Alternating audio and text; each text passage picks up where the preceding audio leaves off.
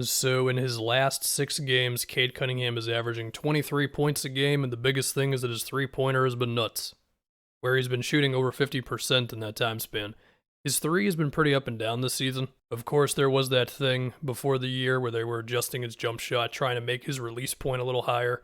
He shot 40% from three in college. The majority of his threes have been catch and shoots. He doesn't take too many off the dribble. But even during this run where he's had the hot shooting, he has still had a couple of games where he hasn't shot that well.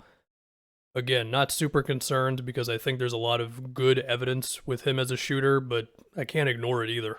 One question I have with Cade's three-point shooting is, will we see more actions like this, where he initiates off the ball and doesn't just let the ball come to him, set a screen for somebody or just relocate off ball? He had a couple of attempts like this against the Wizards, this one here at the end of the first half. And this one was really encouraging as well. The three doesn't go in, but I don't really care. The fact that he is moving, baseline with multiple guys setting a screen for him, that's good stuff, man. If he's going to be moving off ball and not just watching things happen when it's not in his hands, only good things can come from that.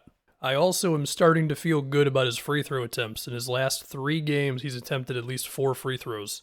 Of course, Cade is not a super explosive athlete, but he's still a good one, and he should have the size and craftiness and handle to draw a lot of fouls.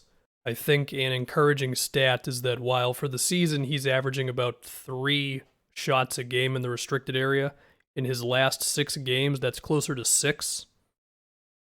I think this play against the Suns is interesting. They just drop, and they dare him to take that mid-range, with which he has not been good this year. He's in the 20s on mid-range jumpers. So is he going to keep giving teams what they want? Is he going to get better at them? Or is he going to decide, like right here, I've got a driving lane, I'm going to go for it? Well, that's exactly what he did at a different point in this game, where he takes an extra second, and then he just powers through to the basket. Here's an encouraging one where he just kind of goes through Cameron Johnson.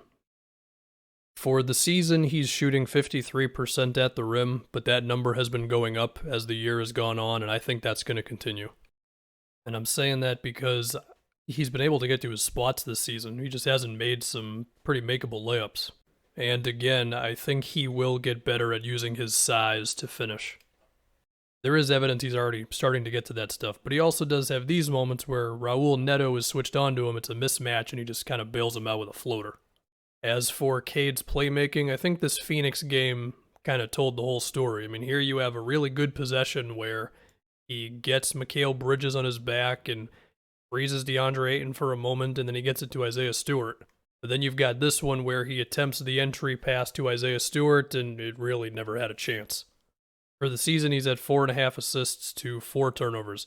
Look, the Pistons are asking Cade to do pretty much everything. He already has the most touches per game on this team, and it is a distant number 1. When you ask a rookie to do almost everything for your NBA offense, it's not always going to be perfect, but I think it's been pretty encouraging. As for the defense, well, he's had 3 steals in his past 2 games, so that's fun. And then there's the stuff that does not show up in the box score, like here where he does a good job contesting CJ at the rim when he beat Killian Hayes on the cut. This one does show up in the box score, but it was nice, so I'll show it anyway. Does a good job of getting around the Nurkic screen and then blocking Anthony Simons from behind. Now on this one where he's matched up on CJ, doesn't do the best job getting around the Nurkic screen. CJ fakes him out with an in-and-out dribble on this one. Then you get a lot of activity here where he contests that pass from CJ, closes back out to Nance. Phoenix sets a pin down for Landry Shamet. Cade does a good job getting around it and contesting. Then you got this possession where Cade tries to help on the DeAndre Ayton dive to the rim, and he gets a little caught in no man's land trying to close out to Mikal Bridges.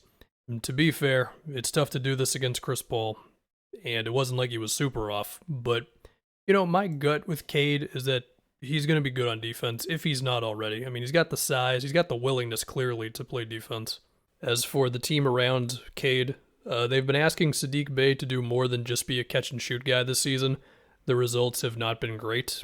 He's also missing a lot more of those catch-and-shoot threes that he made last year, so that might be a big deal, might not be, we'll see. Jeremy Grant, well, he's out for 6 weeks with a thumb thing. Also, his trade rumor stuff is beginning to heat up a little bit, we'll see. The thing with Grant, if they do want to hang on to him, is He pretty much has to be the number 2 option because there's not a lot of other places to go with it on this team.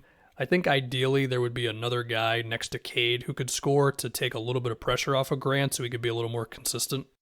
Killian Hayes, there's little things, catch and shoot threes in standstill situations, or if you get him moving off ball, he can do a little bit off the dribble. But right now, in terms of shot creation, sharp shooting, Killian has a lot to work on. Isaiah Stewart, I like. He might just be a set screens, roll to the rim, and play hard on defense center, but that's fine. You need those guys. Although he has been experimenting with a mid-range shot a little bit. And the other thing is they've got their lottery pick this season, so we'll see.